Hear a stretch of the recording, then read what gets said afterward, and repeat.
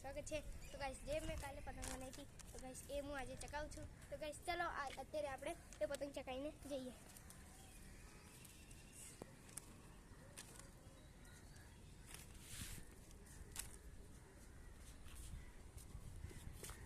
ચકવાનું નામ નહીં લેતી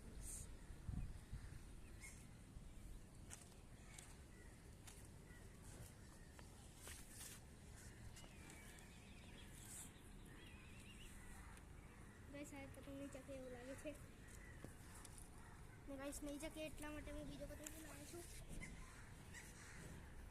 શું તારી